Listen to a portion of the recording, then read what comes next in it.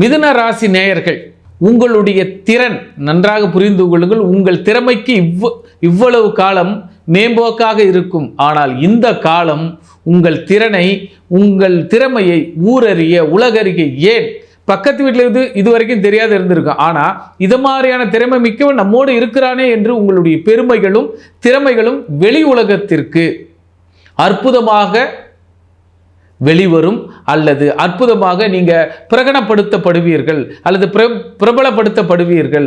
ஆக மிதுன ராசி அன்பர்கள், உங்கள் திறமையை வளர்த்து கொள்வதற்கு அல்லது வளர்ந்ததற்கு, இது நாள் வரை தடையாக இருந்ததற்கு இப்பொழுது ஒரு காலம், சிறப்பான காலம். இந்த காலத்தை சிவன் கோயிலுக்கு சென்று அல்லது அதன் அருகில் உள்ள சித்தர் கோயில்களுக்கு சென்று உங்கள் கோரிக்கையை வைத்துவிட்டு வாருங்கள். இந்த நிகழ்வு, இந்த காலம் மிக பொன்னான காலமாக உங்களுக்கு இருக்கும். அப்படி இல்லை எனில் நல்ல முதியோர்களுக்கு உணவளியுங்கள். உணவளித்தால் மிதுனம் பொன் போல மின்னும் ராசி மிதுன ராசி அன்பர்கள். ஆக அவர்களுக்கு பொன்னான காலம் இப்பொழுது ஏற்படும். ஆக முதியோர்கள் அல்லது சிவன் கோயில் அல்லது ஆசிரியர்கள், அதாவது ஜோதிட ஆசிரியர்களை வணங்கி வர வாழ்வில் எல்லா வளமும் நலமும் கிட்டும். முடிந்தவரை சிறு தூர பயணங்களை நடந்து பாருங்கள், நடந்து பழகுங்கள்.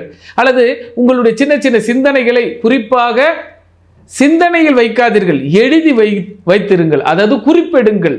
இந்த குறிப்பெடுப்பதில் இந்த குறிப்பு தான் உங்கள் வாழ்வில் பின்னாளில் உங்களை ஒரு நல்ல நிலையில் கொண்டு நிறுத்தும்.